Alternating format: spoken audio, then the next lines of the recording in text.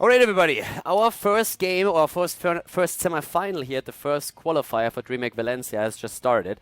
And we have Evil Murkies versus QPF, that's how we're going to call them. It's a German name, it's basically like the slogan of a chocolate brand that uses square chocolate bars, or like has square chocolate bars, so it doesn't really translate into English, so we're just going to call them QPF. QPF is going up against Evil Murkies here, and we have our first map. The winner of this best of 3 series qualifies for Dreamhack Valencia, which is the first European regional final for the fall season. We have bans on both sides already, with the Kalthas and Sonia eliminated. Infernal Shrines is our first map, and with Rhaegar being a first pick, interestingly enough, for the Evil Murkies, we are seeing now Falstad and ETC immediately chosen for QPF. With me is once again Tetcher, and we're going to bring you the coverage here in the best of 3 series at the Dreamhack Valencia Qualifier. Yeah, and you mentioned the interesting Rhaegar first pick, and it's interesting for multiple reasons. One, it's not hugely unusual to see Rhaegar as a first pick, but also that we sometimes see Evil Murkies putting a huge amount of priority onto supports, but not this one. Yeah. Usually it is Malfurion. Exactly. Normally they play Malfurion, and now we have a Thrall Harvard. The only reasons, or the only cases where I've really seen in the last few weeks a massive focus on Rhaegar as the first pick is if you're actually trying to play Cho'Gall. And that's something that My Insanity did against the Koreans at the Summer Globals. They basically won the game, and then they decided to make 2 massive mistakes that lost them the match. With Cho'Gall, the idea is always to just get into the late game. Once that you have your survivability talents, you're in an amazing spot and you can actually win the game more or less easily, or at least dominate those fights a little bit better. That's when actually My Insanity made 2 mistakes and lost there. But there's still the potential that you actually are successful with that comp. And it is a bit of a threat now. I have never seen the Evil Murkies play with a Cho'Gall, but the Rhaegar as a first pick, considering everything that's like the position of Rhaegar in the meta right now, is still a bit odd. It's a solid comp that they have already, though. Rhaegar, Greymane, and a potential Thrall, even the Tassadar, that doesn't look too bad. Yeah, it would 100% still be possible, but QPF, sorry, do have a fairly reasonable comp for possibly dealing with a Cho'Gall if it came out Mighty Gust, if Cho'Gall pops that Molten Block, or just to separate some people away from him, or separate him away from his team so that you can kill him, and etc. A lot of CC was used by Dignitas when they first had their proper, their first like really hard Cho'Gall game, and they just dominated with just like huge CC with ETC, Zeratul, and Zagara, just by separating people out all the time. Now, a couple of people are probably going to look at this and saying like, hey, what are these guys talking about? Cho'Gall, that's crazy. But Infernal Shrines is actually one of the best Cho'Gall maps in the pool, just simply because you have always one objective on the map. And the way to play against the Cho'Gall on most of the maps, like Blackheart's Bay, for example, is you play around him. You never really try to fight, but you are just trying to dodge and force your opponent into very disadvantageous fights. If you have only a single objective on the map, on the other hand, you have only 2 choices. Either you take the fight there, you give it up. And if Cho'Gall just simply goes for the Infernal Shrines every single time, there's a huge chance that in the late game, when Cho'Gall is very difficult to take down, you are going to win. So the Evil Murkies, they are not forced to get the hero right now, but they definitely have an opportunity to do it. And the only reason why we see Rhaegar's early on is because you want to make something like that happen, since right now there's enough supports that fill a similar role.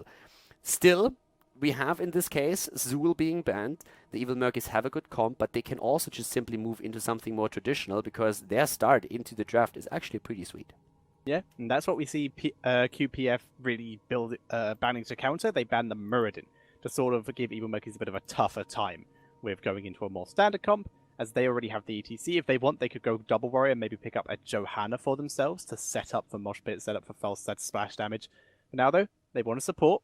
Choosing not to go for the Karazim here. They're thinking about the Uther for that wonderful Divine Shield Mosh Pit combo. And they do want a second warrior, but it's going to be the Arthas this time, which is brilliant against the Thrall and the Greymane due to the attack speed slow. Yes, that's true, but we could still... I'm really, really curious to see what Murkies are going to do now. Okay, they play a more traditional game. I have to admit that I wouldn't have minded a Cho'Gall too much here, because right now, Falstad with the potential Giant Killer is a threat, but Uther is not the best to really deal with Cho'Gall. 7-sided strike and a Karazim overall would have been decent. Lockdown is there, but with the Rhaegar you can make a lot happen here. But they still go for a very well-rounded and solid lineup. But it's always one of the things that you should keep in the back of your head if you're seeing a Rhaegar early on in the draft on a map like Infernal Shrines. That's what My Insanity did, and My Insanity actually blindsided more than only one opponent with that in the past. For now, though, we have QPF with the last pick for them, and they still need a bit of damage here. Yeah, but a damage. Sylvanas was just taken from them. She would have been a pretty solid option, especially on this map, just due to the huge amount of push potential you get out of it. And other options they still have. Vala still open, so can get a bit of AoE damage that way. Li Ming still available, not hugely popular on this map because there's just so much stuff in between you and the enemy that will absorb your shots. Yeah, that's definitely one of the main reasons. I mean, Li Ming still can get you value, but we have also seen quite a bit of Lunara. And, I mean, Lunara is a hero that I probably wouldn't really like too much here. I love her to see her in such a comp, but right now it feels like she can get jumped too easily. There we go. Well, like it. I'm not sure if that's going to really help them, because the one problem that I have with... First of all, she's going to get insane value out of Arthas. With unfair advantage on level 13, she's going to be great. The problem I have with Lunara right now is that we have Greymane, Thrall, Sylvanas, and Anubarak on the other side. And that means heavy dive comp. And Lunara is not really a hit point heavy hero. So they take a risk here. It's a huge risk to play Lunara in this case, since she doesn't really have a huge escape mechanism. There is peeling with Arthas and with ETC, but that has to be absolutely top-notch. And if Evil Murkies are able to burst Lunara away at the beginning of the fight, then QPF is in trouble. As is, though, Infernal Shrines is still our first map, so guys, we're going to jump in. The winning team here in the best of 3 series will advance to Dreamhack Valencia. Keep that in mind. Mind, Sanity, and Dignitas are already qualified, since they were the 2 European teams at the Summer Global Championship, and they got invites, therefore, for the first regional final in Europe for the fall season. But we're going to jump into Infernal Shrines now between the Evil Murkies and QPF. The first game in the best of 3 series has just started, and we see the Evil Murkies going up against QPF. To the left side of the map, we have now Q on Sylvanas, we have Z on Greymane, if I'm not mistaken, that's actually Tic Tac. Danatan on Anubarak, we have Lotea on Rega, and Arcane on Thrall. And to the right side of the map, the mostly German team here, QPF with Nando on Arthas, Chris Plosion on ETC, Nick on Falstad, Wolf Joe on Uther, and the current number 1 in the Grandmaster League raid boss on Lunara. Now these two teams face each other in the semi-final here, and the winner of this series will advance to Dreamhack Valencia. And the important thing is that both of them have actually taken down very tough opponents. One of the teams that was defeated here a bit earlier today was also T89, who of course were one of the favorites to qualify for Valencia, but there are still more qualifiers available. But this is definitely going to be a super interesting game now between the French and the German team. We also saw Virtus Pro go down to one of these teams. Not as large as they used to be, but we're still seeing them with some big name players overall. And both teams are starting off with that mid lane, except for Thrall, who's chilling in the bush at the top lane, looking to maybe try and trap someone as they rotate up, but it was Arthas, so he decided better of it. Now, when it comes to the talents now, we have that block you pointed out, we have the Gathering Storm, going for that Storm talents again. We're seeing at the same time now also the Paralysis for Sylvanas. And she in particular is a hero that we always have to watch out for when the map spawns any kind of like big minion. Big push at the top lane against Nanda, by the way. But any push with the Punisher could just be super, super scary once that you are able to use Sylvanas as an additional pressure point, because she can simply just disable all of the structures that try to defend against the Punisher. Yeah, it is a very, very strong and just a solid pick on this map in general. For now, neither team gaining an advantage for the moment. Both are not missing any XP, really. So both are just looking for kills here and there, but nothing has been landed as of yet. And as it's also mentioned in the rules, I think we have to talk about it quickly again here for everybody that's currently watching the videos. Abathur is currently banned in this competition on this map in particular. There's a bit of an abuse that you can use on this map. It doesn't work on any of the other maps in the entire pool. It's only a bug that works on Infernal Shrines, and therefore Blizzard has decided to just simply ban the hero out of this map here. So we're not going to repeat what the bug actually does, so that it can't be just simply copied in Hero League or anywhere else. Blizzard is already working on it, but for the time being, teams are not allowed to pick Abathur on this map right now. As we can already see, Arcane is also like dropping out, and it's actually at the time when we have the first shrine spawning up on the map. Yeah, which is, he is though, by the looks of it, he did just say something in chat, so we'll give it a second and we'll be ready to go again pretty quickly, so nothing too bad. It said shrine up in about 2 seconds, and we see rotations coming down, but Thrall in the top lane has actually got a little bit of pressure on him, so might be worth seeing how that goes. Yeah, he competes around him partway through Wind Fury. Yeah, mistakes were made, and he's of course trying to get away there. Was also Arcane, but Nanda and Nick, they actually let him go here. So they're just saying like, all right, they didn't even put additional pressure on. Obviously, he disconnected, so I think that was part of why Thrall was actually this far out. Nanda already on the Wolf, the season mount actually for the preseason for rank 1, very solid. And we have the Shrines up now, both of the teams starting to go straight for the first amount of... Oh, Sylvanas actually being taken apart in the middle of the lane, and that allows now QPF to go straight for the first Punisher maybe. Level 4 for both of the teams and a lead in minions for the blue team. But it's only a small lead, and QPF has taken position on the Shrine. Yeah, they are in a lot of trouble at the moment, just clearing out these Shrine. And I'm getting quite a bit of frame drop. There goes Araken. Yeah, Araken is having some trouble as well. You were cutting out for a moment too, but Araken having some issues here. So, well, we have level 4, so we can talk about those for a moment. We're seeing for False that again Hammergein's taken, and that of course is additional sustain that he needs. We've already talked in the draft that especially Lunara is going to be a bit of a weak point. The only question is, can the Evil Murkies really exploit that weak point? Because it's not going to be easy to break through ETC and also Arthur's, but if they get the jump on Lunara, then they should be able to turn this very quickly into a 4 versus 5 situation and the advantage. Arthur's went for the Biting Cold, by the way, so increased damage on him. The Ice in the Dark on Greymane, and for more presence on the Shrine, and especially as the main support, or the main tank, we are seeing the Legion of Beetles now on the side of Anubarak. I think I should be back, hopefully. Yeah, so far at least you are. Okay, yeah, I just suddenly got a massive spike. Welcome back to being at home and not in the studio. First world problems right there. No problem. Well, when I went to vote, I was flooded into my road. That gives you an idea of about where I live. Okay. Well, we have for now Thrall actually in the middle here, still not back. Apparently, this time he is out for a bit longer. Oh no, he's actually back already. It's just said he needs a second, so apparently he's double checking what's going on there. Might be a bit of a bigger issue for him, but at least he's reconnecting quite fast, and it's not a complete internet drop, which we actually have seen some players being hit with in the past. Yeah, we like especially in Alpha actually. For some reason, Alpha we actually had a lot of people with internet troubles. Pretty much every game actually. Well, for now, the thing is, like, with the Punisher already at 21 minions, we're currently seeing the red team in a very good spot to get the first one. Sylvanas is playing against them, so they are not able to really get the Sylvanas value in this case. If Lunara was already on level 7, it would probably be a bit easier and really capitalizing on the Punisher for the red team, but QPF will have to just try and push through the wall. Normally, with the first Punisher, you don't get much more than that, unless you are the team running Sylvanas.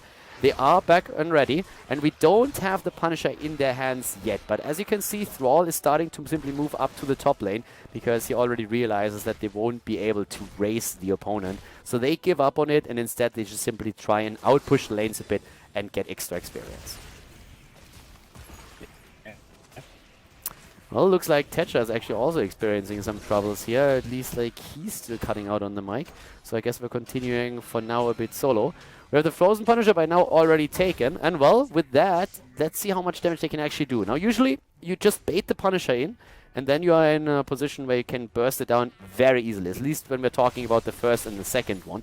But they should still be able to get at least one of the towers. Chrisprosian is the only one at the bot lane here. Everybody else already moved straight into the middle to drop another tower, put enormous pressure onto the Evil Murkies, and the French team is starting to struggle a bit here. They have Envenom for Thrall, that should give them the extra aggression if they want to jump on someone. But right now, Danatan is, first of all, another hero that has to move away here. The wall is out of ammunition, and that is going to be another 2 dead towers on the side of the Evil Murkies, and therefore a very solid lead and experience for the team in red. Well, Wolf Joe, Raid Boss, Nick already going for the next camp here at this point. And we're having, with them, trying to gain a bit more pressure on the lanes. Now, a situation in which the Evil Murkies are basically forced to react, especially with Chrisplosion currently trying to interrupt the camp at the bot lane to be taken. It's a really cool spot for QPF. They find themselves in a very solid position where they have pressure in the mid lane. They have Experience Soak up at the top. They're starting to jump in down here. They go for Greymane, and they nearly get the kill, forcing him back for now. 4 versus 4 situation, and the longer this fight lasts, the more value this camp in the mid lane is going to get. Arthur's went into the Icebound Fortitude, which is of course going to help him out quite a bit to stay alive. And we have, as you can see, another attempt to go for the camp down to the bottom of the map by the Evil Murkies. But Raid Boss is there. Forset is flying in. They're going for it. They're trying to steal it away. And this time Evil Murkies are making a stand. Raid Boss had to move. Crisplosion on the point once more. And this is another camp that they are able to steal. And they want more. They want the kill and they get it. Down goes Greymane. The camp has been taken. Lunara moves away just before Arcane can go in and lock her down. And during all of this, we still have the pressure play in the middle of the map where the towers are now going to be eliminated. Really well done here. Don't know if I am back ping piss have gone down a bit. Yeah, sounds fine, at least for now. Okay. Yeah, I'm jumping between 100 and 600 ping at the moment, so hopefully it will remain on the 100 side of that for now. But we are seeing the shrine spawning up in the middle jungle area for the moment. Yeah, we have also Nature's Culling now taken on level 7 as the talent, so that's going to help a lot with the pressure against the structures. And with 2 kills against 0 and a bit of a lead in experience, we have actually a very solid position right now for QPF. And again, if you win this best of 3 series, you are qualified for Dreamhack Valencia. Yeah, that is a big deal, Hicks. Every team wants to go to BlizzCon, which is the finals of the full regionals. Everyone wants that prize. Yeah, and especially BlizzCon, of course, has also quite a bit of prestige. It's basically like the end of the year and the final massive global tournament that we have. And yeah, BlizzCon is definitely what the teams are aiming for. It's like the big goal. And right now they're aiming for level 10, but it looks like QPF is forced into a fight if they want to get there. They're trying to go for, again, Greymane. He moves away with the eyes in the dark, just barely able to make that happen. The Punisher is about to be taken, but level 10 is just so close. The Punisher for the blue team. But are they going to lose heroes here? The level 10s are finally there. Danatan goes down, and they're immediately trying to jump in. The slow already used by Nick as he uses the Mighty Gust. Nanda with a lockdown, and that should be the end of Thrall. Yeah, and they're able to pick up the kill here. The Punisher, though, did go over. Nick actually dropping super low. Q wants the kill. Heal by Uther. Keeps him alive. But the Punisher was picked up here by the Evil Murkies, and as such, a bit of damage is being dealt to that mid lane.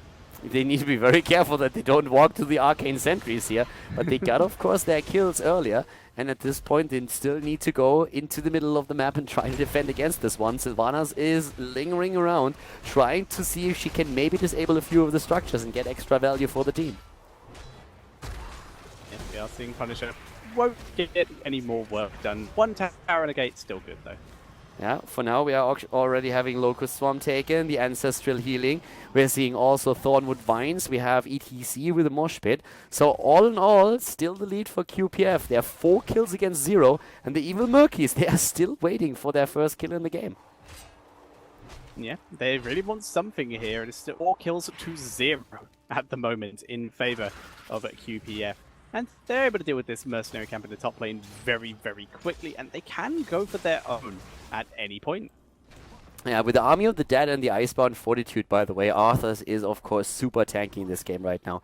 And with the mercenary camps that we've just been talking about, the teams are trying to establish a bit more lane presence. If you get wave clear in this map, then of course you can pressure your opponent, you can try and get a little bit more space to work with.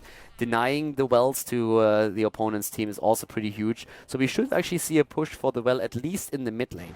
At the bot lane, it's also completely exposed, so QPF has a chance to try and make that work. But for now, they're trying to get another kill, and Greymane has no chance of escaping this one. A very good rotation from QPF, and they are able to make it work. Yeah, looks like Tetcha is still experiencing some major problems here, so I guess we are going to continue that for now alone. We have the top lane pressure play, and with Greymane being killed, that's of course really nice now for QPF, because first of all they pick up additional experience, they deny experience to your opponent, and that results in them going into an earlier level 13. We're having at the same time still pressure that they can execute at the top, and they have now with Sokol all 3 lanes the freedom to simply go for another camp and take that with the perfect timing to make sure that they have additional pressure on the top lane while the shrine itself is at the bottom of the map, and that of course is absolutely fantastic for QPF. Time is going to work against the team in blue, against the Evil Murkies, and with level 13 that's another advantage that we're seeing for them. So right now we are having in this case Frigid Winds taken, we're seeing Face Melt, we are seeing Flow Rider, Shrink Ray, and the Unfair Advantage. An Unfair Advantage in particular, with Arthas being around, is going to give massive value to Lunara. The damage output on her should be absolutely insane once that Arthas really starts to go in. And keep in mind of Thrall. Thrall is still at the top lane. He has no real chance to actually make any kind of play happening here because he needs to defend against the camp that is still pushing, so they have to let the Punisher go. They already had 22 of the stacks, but there's absolutely no way that they can take that fight with a talent disadvantage, with a numeric disadvantage in the battle itself, and therefore we're going to see that pressure play. And this is actually the first big punish that we are seeing for QPF that can also use Sylvanas to just get a bit more value against the structures. The only thing that's really a bit of a saving grace right now for the blue team is that they are at least in possession of their level 13 talents. So they can fight on even talents, but they need to be careful. Danatan going out of the fight immediately. That was a close call, but just look how fast this fort falls. It's down so fast, and the Immortal has not even taken a lot of damage. 70% still is starting to move in again, and here comes Lunara with all that damage. Arcane looks for the Sundering. He's currently sitting to the side. He wants it. He's trying to see if he can do something here. Gets locked down though, and so much damage. Falls that flies in. Arcane is down. Crisplosion is zoning for the team. Moshpit against Rhaegar, taking him apart as well. The silence not even hitting. I don't even know if it was not hit or cleansed. Looked like it was cleansed by Wolfjo, yeah. And they are able to get a second kill of it. Yeah, now they're going for a Nubrak, completely out of position. He gets evaporated here. Q able to reposition himself, but that's going to be a free keep going over to QPF here. Really nice pressure, and we're 11 minutes in. That's a 3-level advantage with level 16 talents just coming in. But yeah, that was quite solid. But yeah, good job here by Wolfjo, cleansing out that silence. For a moment I wasn't quite sure if it actually missed, and only one of the heroes was affected by it because it was not on point. But Wolfjo with the silence making sure that ETC could continue the mosh pit. Rhaegar would have probably fallen either way, but still nice move by Wolfjo and really good reaction here. Yeah, he himself got silenced. He was able to drop that the split second before he got silenced in time to stop ETC getting silenced. So just really fast reactions in the perfect window. Top lane. I mean, right now, the game is definitely in the hands of the red team. They are running this with now level 16 talents. Remorseless Winter is even taken here. So the extra roots that we are seeing. Attack speed slow against Thrall and against Greymane is, of course, absolutely fantastic for them. Speed Metal, Arigas plus Flow Rider, the cooldown reduction talents taken so that Nick can just use his Hammerang a little bit more often. And we're seeing besides that now the Starwood Spear. And if we go for the damage, for example, Lunara is already at 18,000k and takes the top damage for her team. Compare that on the other hand to Sylvanas, who with 30,000 is taking nearly twice as much damage as her. Yeah, they're doing a really good job of it. And with the next shrine happening in the mid lane, we are already seeing QPF in position to try and take control of that Thrall once again in the top lane. This time though, not defending. He's putting on the pressure, trying to get his team any XP that he can. Especially with that camp that's quite easily available to him. But there's the Mighty Gust, the slow is in. Wolfjo with the stun, and there's no way. The War Chief is just completely ganged up and has no way of escaping. That's another solid kill here for QPF. Yeah, they're able to take that nice and easy. They will now start working on these demons, and we see an immediate rotation via the Evil Murkies down to the bot lane. They're going to use Sylvanas and try and take a fort in exchange for this. And with Sylvanas and Greymane for that extra damage, they're going to be able to do it without any resistance, really. But they are trading out the Punisher for this, and we are seeing QPF taking advantage of this and grabbing the mercenary camp as well. Yeah, and on top of that, they have Nick at the top lane now, not only to grab extra experience, but also to pressure a fort in exchange. So there might even be a bit of a threat towards the wall at the keep down here, but now the Evil Murkies have to be very careful that they're not getting ganged up on, because that is definitely them being very far out there. Falstad even flying back a little bit, moving away from Arcane, but this particular wave should now do solid damage to the fort itself. And let's not forget that we're having Nanda finishing up the Immortal in the mid lane, and that's another, the Punisher in the mid lane, and that's another Arcane Punisher that we're talking about here. Yep, and that's going to be pushing in at that mid lane. Like you said, the top fort is going to take serious damage. The Mercenary camp has just been left alone there. In comes the engage, trying to get down a tad, but he was cleansed out. Does get rooted again anyway, but not enough to knock him down for a kill. The fort, though, it will be killed without any resistance, really. Yeah, they move back immediately. I mean, they are on the same talent, but still they want to bait the Punisher, and then that's what they do. Very nice pressure against it. The Mighty Gus just to buy them a little bit of extra time to put the pressure on, and they are able to take one of the towers down at the wall towards the keep, plus the gate itself. And the 2-level lead that QPF has so far played out for themselves is actually like really nice, since they will hit level 20 super early. It feels like the Evil Murkies are trying to force the battle here.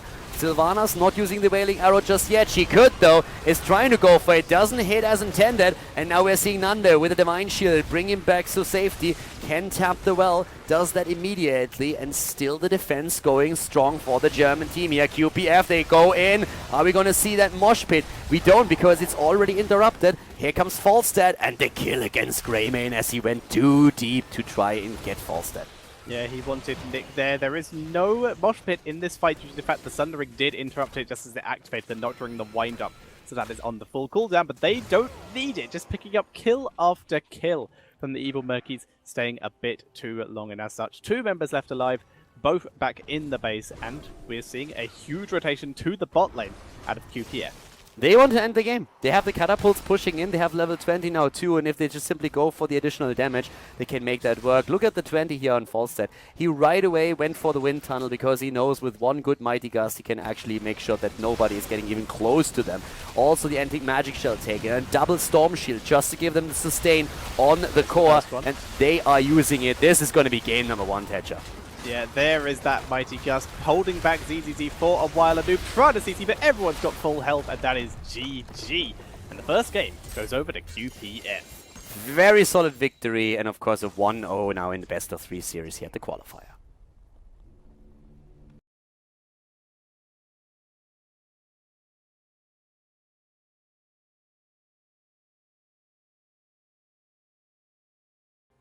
Curse Hollow is map number 2 for our second game. The Evil Murkies up against Quadratisch Praktisch Feed, aka QPF. So Evil Murkies, the French team, they kind of struggle a bit on the first map on Infernal Shrines, but QPF have to actually show that they are able to win this one as well. And they ban out Sonya. Oh, what? A Sonya ban is basically just, I dare you, give me Illidan, but now we have a very, very, very weird draft. All of a sudden, it's Kel'Thas banned first, and that is the moment when you're really saying, like, hello, Illidan. But QPF is just simply saying, screw that, we're going to pick Falstad. So Evil Murkies have potential for Illidan TAS. Just straight off the bat here, or Rhaegar or Illidan. They could just pick whatever they want here. Rhaegar being hovered over, worked for them last time. Yeah. They can go into that Illidan, and I mean, we have seen... Sorry? Can they play Illidan? I haven't seen them run it in a very long time. You haven't seen them run it in a very long time because it was banned all the time, but like right now they don't even go for it. They have Rhaegar ETC, which still I mean, Illidan has to be picked in this one, right? We have seen at the Summer Championship a few times Illidan not going through the draft, but that was oftentimes very dependent on the opponent's setup, and also because a lot of the teams had anti-Illidan drafts prepared. In this game, on the other hand, I would be a little bit shocked to not see Illidan coming into play. Yeah, I would agree. Like, right now, not really much anti-Illidan. Taking Muradin means that they could pick Illidan themselves and not deal with that attack speed slow. They're leaving it again. Now, they are either insanely confident that the Evil Murkies just won't pick Illidan. It's banned. Or it's going to be banned, yeah. At this point, with the bans coming in, QPF had the choice of either picking him or saying, yeah, we're going to ban him out. And I actually think Evil Murkies are already thinking about what they're going to do at this point. But I really feel the combo that we're seeing here, Illidan, should be banned out. Which is kind of interesting to see that the priority was really on banning out Kel'Thas instead. And Evil Murkies, they react with Zagara, since they say, hey, we have the next double pick. If you don't ban Illidan, we can still think about taking him here. I don't think they're going to run it. I'm really thinking back, and I can only remember seeing the Evil Murkies run Illidan once and they lost. So, I don't know. I don't think they're going to run it. I think they're just going to try and bait them in and just pick stuff that goes with it, so that QPF doesn't have a huge amount to go with it themselves. They are hovering over a lot of supports here. Thinking about a Tastar ban, that would definitely speak against Illidan. Karazim now as well. They want to limit the hero pool a little bit. Okay, there's the ban on Karazim. Now, how is QPF going to react? Are they going to ban Illidan? Are they going to ban a Tassadar? Or do they just simply ignore both of them and go for something completely different? But I feel like one of the two would probably be their best ban here. Even if you don't think that your opponent is going to go into an Illidan, banning Tassadar would probably not be the worst case scenario, since in that case you at least limit the survivability of any kind of bruiser at the front line. A Thrall could, for example, also be picked here. Yeah, very true. If the role could be picked in, they could even combo the Tassel with the Tracer that we saw a bit earlier, which still works on this map. Oh, Tracer, good point, because Evil Murkies, they love their Abathur Tracer. They do. Oh, yeah.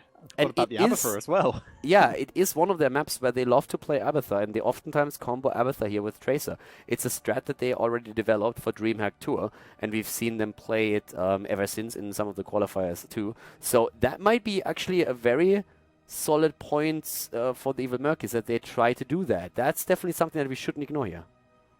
Yeah, Nubrak banned out here, so an interesting ban. Oh, and there's another one. We could see also a Greymane Abathur even. Yeah. So if they do run Abathur, that'd be strong. But they have Sylvanas, which would be a bit of their push potential if they lock it in. But yeah, they have potential here. Sylvanas could be their range damage, and then they would have the room for Abathur and whatever else they wanted to fit into that gap. Although, yeah, anything else would work in that gap. Anything we've been over so far. I'm very curious to see how they're going to play this. It is a traditional Evil Murkies draft to go for Abathur on this map. And, well, Illidan has been disregarded, but we also have not seen Greymane picked up yet. So there is a lot of potential for both of these teams to throw a bit of a curveball here. I cannot wait for that next pick on the Evil Murkies side. If they pick Abathur now, I feel it would reveal their strategy, but it would, I feel, be the best option because it means they can just pick Greymane Greymane Tracer, Illidan even, as their last pick, and QPF won't have a huge amount of opportunity to react to it. Oh. Valor, though. That's a bit awkward right now. Yeah, that's not what we thought was going to happen, but it's still just, in general, an okay draft. I mean, it really feels like they're going a bit one-trick pony and rely heavily on the mosh pit, because Vala is usually not a hero that you would prefer over a Greymane. Like, that is an interesting choice here. Reign of Vengeance, after the mosh pit hits, of course, is absolutely amazing when it comes to value, but there's also a couple of things that can be played against that. For example, QPF could simply throw in Ethereal. Unless they want Abathur Valor with Adrenal Overload. Just for attack damage build. I don't really see it, but maybe. They have had some crazy drafts in the past. I was about to say, I don't see it either, but look who we're talking about here. We can't discount anything. But really, we could see that Tyrael. Malfurion? How they flipped the team name somehow is like QPF in reality Evil Murkies. I mean, QPF is the team that usually goes for Malfurion.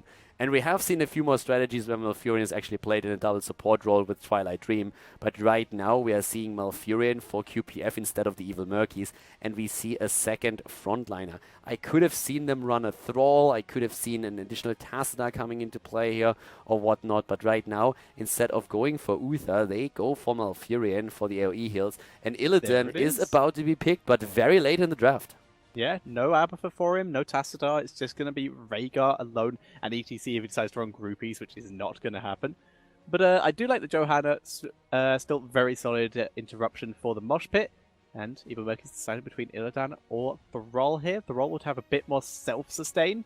Illidan would still very much be relying on Rhaegar, but both would get the attack speed buff from ETC, which would be very beneficial. I'm not sure if I don't like Thrall even better here, to be honest with you. I mean, at least he can contribute Sundering, and then you can try and capitalize on that with ETC and Sylvanas. They decide to go for Tyrann instead to make it like 2 supports. So, the Evil Murkies with a lot more CC, I'd say. It's an interesting comp that we haven't, and it's not really the draft that I expected, to tell you the truth. I mean, that draft went everywhere. No Greymane, no Illidan, no Thrall. Now, that is interesting. But, well, guys, we have QPF in the lead. Let's see if they can make it a 2-0. We have Evil Murkies going up against the German team on the Cursed Hollow, map number 2 in the best of 3 series. So let's waste no more time and jump right into it. Game number 2 has now started. Cursed Hollow is the map, and, well, we have to the left side the French team. It is the Evil Murkies, and they're running here with Q and Sylvanas with Danatan on ETC. As you can see, we have on Tyrande. I still believe it's TikTok Smurf account, but I'm not 100% certain. Lothair on Rhaegar and Arcane on Vala. And to the right side of the map, we are having their opponent is QPF, the mainly German team, with Nando on Muradin. We have Raid Boss on Falstad, Wolf Joe on Malfurion, Nick on Li Ming, and Chris Explosion is playing Johanna. They have the 1-0 lead in the series, which means that if they win here on Cursed Hollow, they would be qualified for Dreamhack Valencia. So yeah, going to be a pretty fun match between the two teams here. And I'm very eager to see how these combos are going to work out for them. Yeah, going to be interesting. For now, they are taking the advantage of Sylvanas, and now the advantage of ETC trying to get Chris Explosion in the bot lane very early. But in comes Muradin and punished. Yeah, Rega immediately down. So oftentimes when we see these Sylvanas attacks, of course, the opponent's team is already ready for a quick rotation. That's exactly what happened there. Rega, never lucky, goes down. And it looks like Vala in this case is going for the hybrid build. Already on level 1, composite arrows have been chosen. Still an interesting pick considering that there were still a lot of like very strong auto attackers open, like Raymain for example. Could have played a melee assassin like Thrall as well. But overall, that's fine. He was up against double tanks.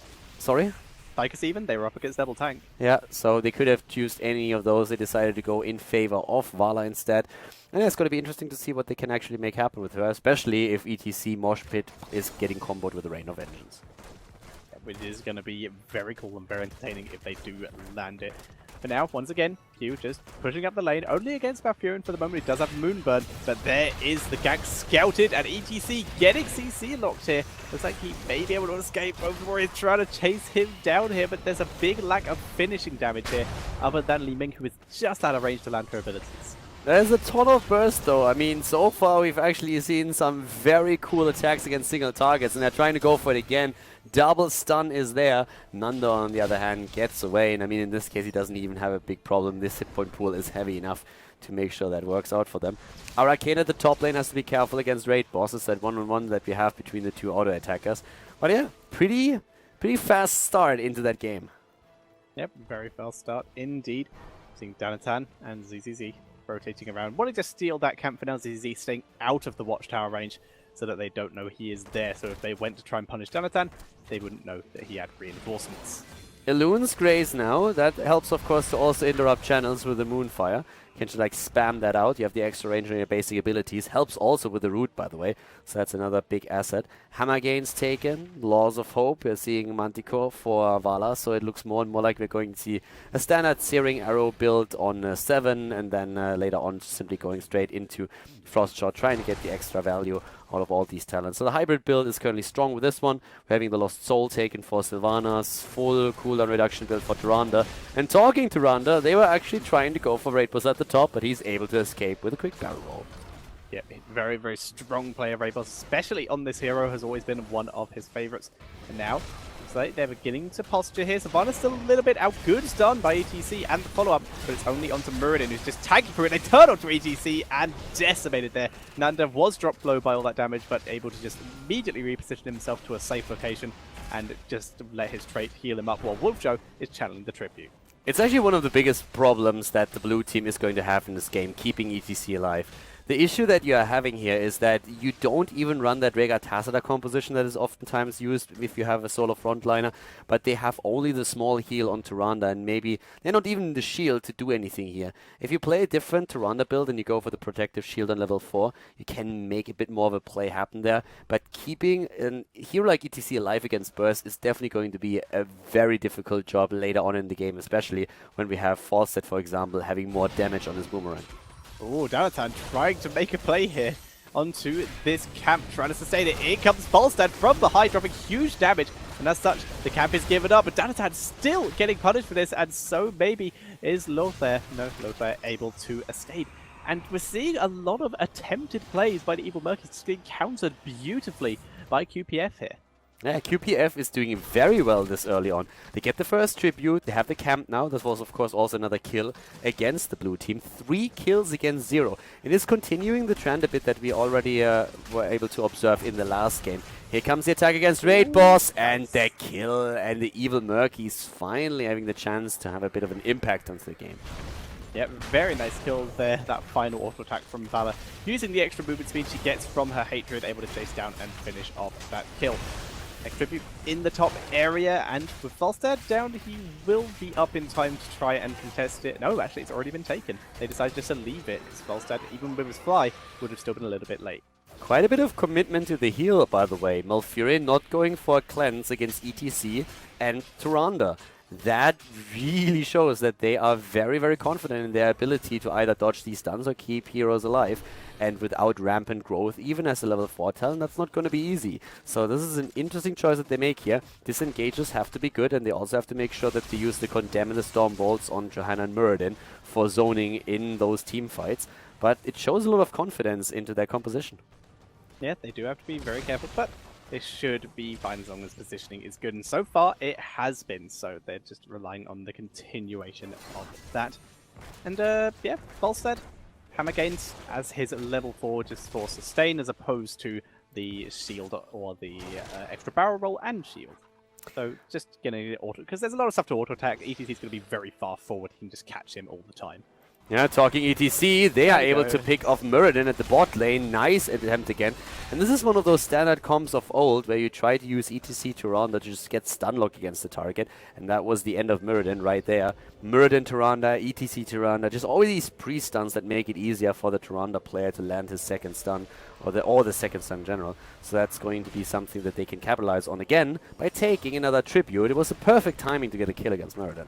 Yeah, you name a warrior, it has been comboed with Tyrande at some point as long as it has some form of crowd control. Diablo Tyrande, probably one of the most famous. Arthur's Tyrande, probably the first one to ever be used.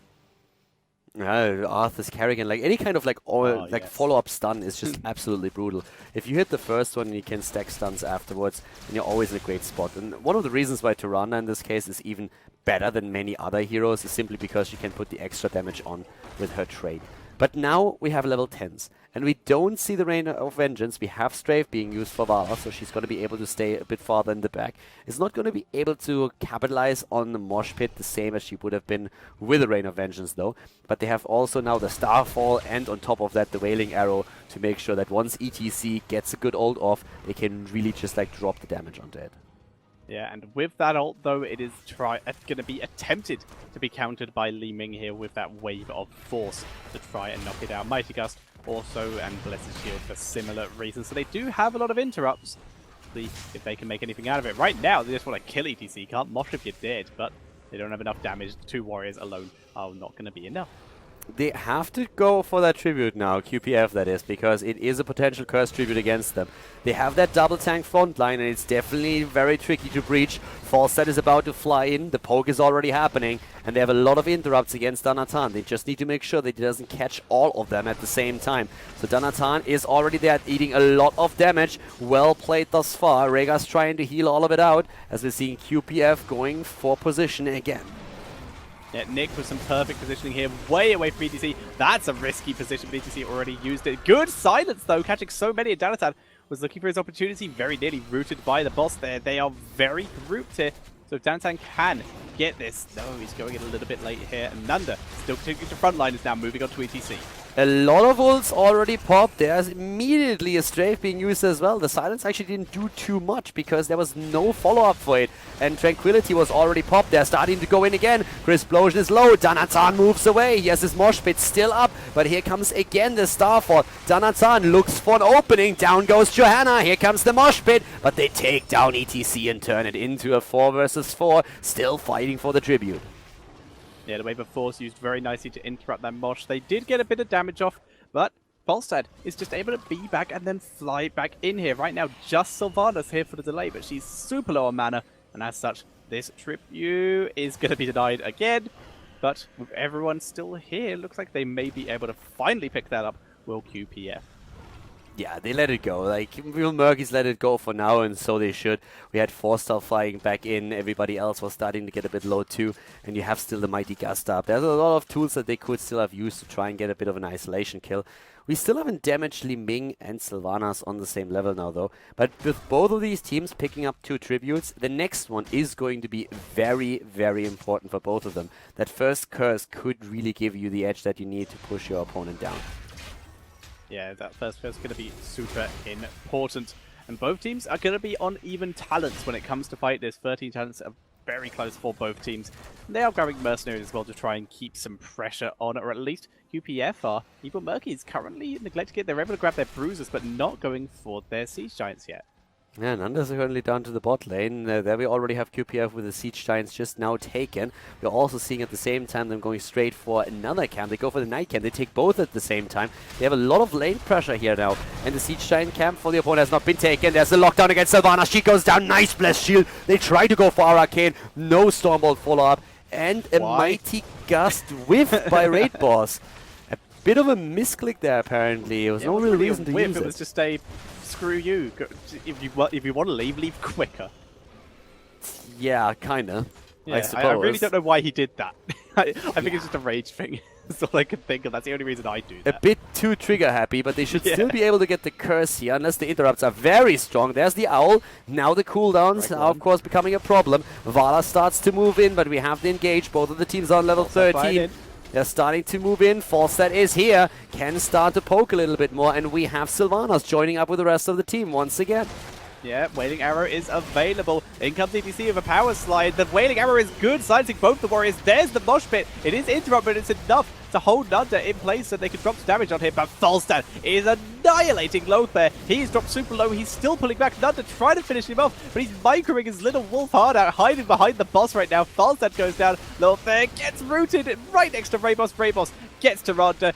He does get Lothar. That's going to be Nick grabbing it. Wow. That is 2 kills to 2 right now. Still even.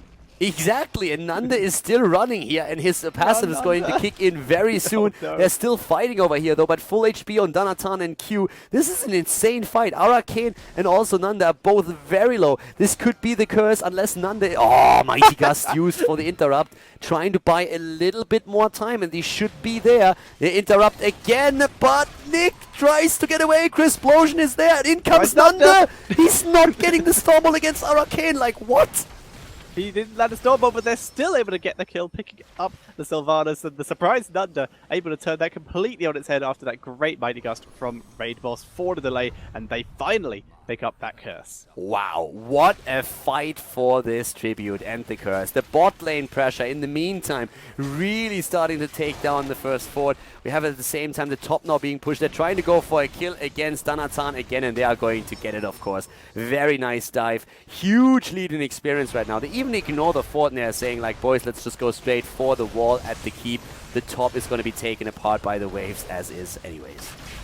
Yeah, the minions are just going to annihilate that right now, and they're pushing straight onto those tier 2 towers. They decide to back up, though. Sylvanas is now back with the team. They do notice the people in mid lane, but it would take much less time for people in mid lane to rotate than it would for Nunda to rotate to them. They can go for boss now, of course, as well, especially with Mighty Gust being up again. And we're seeing a 5 versus 5 in the map, but the curse is strong for another 20 seconds. Boss is being attacked, and we are also on 13 minutes, so he's already going to be able to do decent damage. And top lane has to be dealt with. Another one of the towers is going to fall now. The owl travels to the top and is going to reveal the attempt, but it doesn't matter anymore. This should be a double boss. They can either decide to push with the boss at the top since they have the talent lead, or they can simply say, boys, let's just move down to the bottom and take the second one as well. Looks like that's the plan. They already have an under down there, scouting out to see if there's going to be any resistance when they take this boss. They can see Araken thanks to the minions, and they may even move in for the kill on him first. But Araken already positioning himself far away from this. Owl will scout that this boss is happening, but what can they do about it? They have to defend top lane, so as such, we're going to see QPF take this as well. Very, very nice aggression now from QPF. QPF has done a great job at the last tribute fight. At the beginning, it really looked like that whiffed ult on the side of Raid Boss would be a huge liability for them since he couldn't use it in the fight as is. But then they were able to just like continue the fight, poke enough to interrupt the tributes, and finally start to fight with their players again. And all of that happening with them starting into the battle in a 5 versus 3 situation. So they really made it work and got their kills late, but they got them. And now they find themselves pushing all lanes against the opponent. Yeah, the top lane pushing via Dis Minions, bot lane with the boss, and mid lane with Bruisers. They're in a great position right now. Stun lands a explosion. He cares little for your silliness and continues to push through. Boss on half health. Li Ming just continuing to throw out abilities, not landing all of them, but getting some good poke. The Starfall, though, will force a bit of a reposition here, and as such, the boss is able to be taken down. 9 kills against 5, and we're now seeing all of them just moving back again. They have a 2-level lead, they got value in the mid lane as well, all of the walls are broken, the keeps have already suffered quite a bit of damage. It's a great position for them to make a fight happen. But it looks like... Nah, ETC was for a moment thinking about doing something, but Nanda jumps out. Yeah, he has Bosch, but decided against it. He could only have gotten under, really. Everyone else was too far away, so not worth the engage here. So as such, we'll just see the Evil Murkies continue to rotate around. If they can wait out the Iron Skin, which they cannot, and there's such damage for Explosion, completely safe with his team again. And QPF continuing to control this matchup, but Evil Murkies, they are playing very aggressively with their positioning. They want to change that. The problem really is that Evil Murkies haven't killed anything yet. They took down a few towers, but that's it. So they weren't able to break through an entire wall. They were not able to take down a fort. They haven't even eliminated a well. And that is an issue since it gives a lot more lane sustain towards the red team. And right now with 9 kills against 5 and more tributes spawning on the map, it's really becoming a massive problem there. Raid Boss at the top lane is pushing the wave back a little bit more. There's another, of course, tribute spawning to the bottom now, so that would be another curse tribute. But even a curse could easily be survived by QPF. Yeah, it's true. And I'd like to point out just how much sustain Evil Murkies have here, and yet they're still not able to take some of the fights. ETC did actually pick up Groupies, which I did not expect, but it's Groupies and Echo Pedal, so he heals his team and damages the enemies every time he activates that guitar solo, and also any of his other abilities. Mid lane still pushing, and the scuffle in the bot lane looks like it may be starting soon with Mosh Pit available. It's all once again down to Danatan. And Evil Murkies, they just can't fight here forever. That mid lane push is going to be going strong for the keep. The towers are gone. It's only the keep itself. So Danatan is once again in trouble, and he's down. That Ancestral hitting way too late. So does the Wailing Arrow. This is a disaster for them. If they lose another hero, then they're very likely to lose not only one keep, but even the game. Level 20 is going to be so close. Stormbolt is missed, but as already mentioned, the mid lane is pressuring so hard, and there comes the Mighty Gas by Raid Boss. Beautiful play, Q. Escaping through this, using his multiple dashes. He's so low, able to back up, and the minions turned around to him. He could be killed off here, but we saw Tyrande die instead. Lothar and Q escaping. Araken taken down as well with Calamity, and the wave of force just to push his body away for good measure. And down goes the keep. Core are going to be under pressure, and that looks like GG. QPF is going for it. They have everything they needed. ETC is going to be coming back in a moment. But even with a mosh pit, unless they completely cluster, that should be it. Danatan is not even rejoining the fight. They already gave up on it. Finally starting to make a move, but it's of course too late. Game over, and we are seeing QPF qualify for Dreamhack Valencia. GG, well played, and congratulations making it to the regional final.